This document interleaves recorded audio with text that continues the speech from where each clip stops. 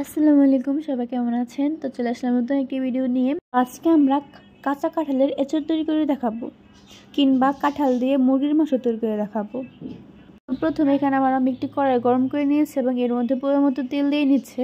তো এই তেলটা খুব ভালোভাবে গরম হয়ে যাওয়ার পর এখানে আমার আম্মু দিয়ে দিল তেজপাতা, দারচিনি, কালো এলাচ, সাদা এলাচ এবং কিছুটা সামান্য পরিমাণে জিরা দিয়ে দিল। তো এগুলো দিয়ে দেওয়ার পরে একটু এগুলোকে হালকা তেলে একটু ভেজে নিতে হবে। তো এগুলো দেওয়ার পর এখানে পরিমাণ মতো পেঁয়াজ কুচি এবং মরিচ কুচি দিয়ে দিল।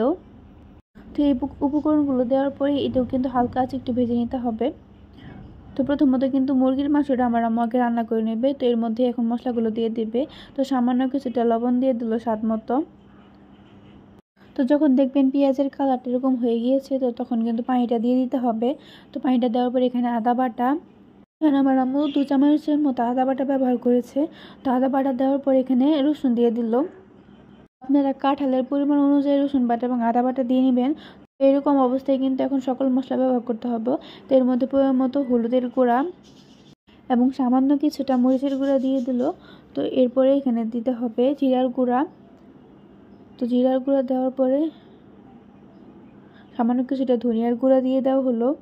তো এই উপকরণগুলো এখন খুব ভালোভাবে মিশিয়ে নিতে হবে এবং এই মশলাটা খুব ভালোভাবে কষিয়ে নিতে হবে, যাতে মশলার কাঁচা ভাবটা না থাকে। তো তেলটা যখন এই মশলার উপরে চলে আসবে তখনই কিন্তু মাংসগুলো দিয়ে দিতে হবে। তো এখানে আমার আম্মু মাংসগুলোকে খুব ভালোভাবে প্রথমত কষিয়ে নেবে। দেখতেই পাচ্ছেন মাংসগুলোকে দিয়ে খুব ভালোভাবে মিশিয়ে নেওয়া হলো।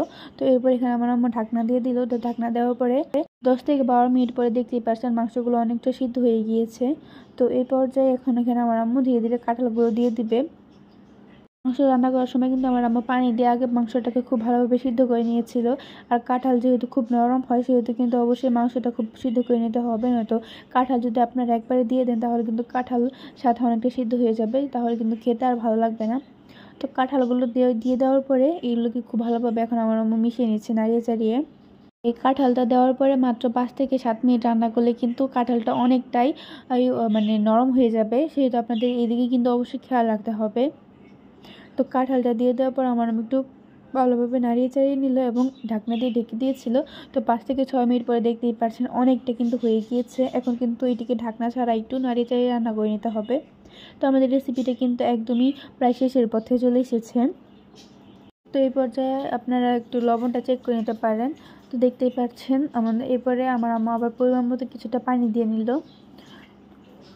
এই পর্যায়ে কিন্তু সম্পূর্ণ ঢাকনা ছেড়ে রান্না করতে হবে, নয়তো কিন্তু আবার এই কাঁঠালগুলোতে একটু সিদ্ধ হয়ে যাবে, পরবর্তীতে কিন্তু একদমই খেতে ভালো লাগবে না। সেটা আপনাদেরকে অবশ্যই খেয়াল রাখতে হবে যে প্রথমত আগে মাংসটাকে খুব ভালোভাবে রান্না করে নিতে হবে, তো তারপরে কিন্তু কাঁঠালটা ব্যবহার করতে হবে। তো এই পর্যায়ে এইভাবে নাড়িয়ে চাড়িয়ে কিন্তু আমার আম্মু রান্নাটা শেষ করবে। দেখতেই তো পেলেন কত সহজ উপায় এবং খুবই কম উপকরণে কিন্তু আপনাদেরকে এই কাঁচা কাঁঠালের রেসিপিটি তৈরি করে দেখালো। তো আশা করছি আমাদের আজকের এই রেসিপিটা আপনাদের কাছে অবশ্যই ভালো লাগবে। ভালো লাগলে কিন্তু লাইক, কমেন্ট, শেয়ার করতে একদমই ভুলবেন না এবং আমাদের চ্যানেলটি কিন্তু অবশ্যই সাবস্ক্রাইব করে যাবেন এবং নতুন নতুন ভিডিও পেতে হলে কিন্তু অবশ্যই বেল বাটনে ক্লিক করে যাবেন। তো আজকে আমাদের রেসিপিটি এই পর্যন্ত। সবাই ভালো থাকবেন। আল্লাহ হাফেজ।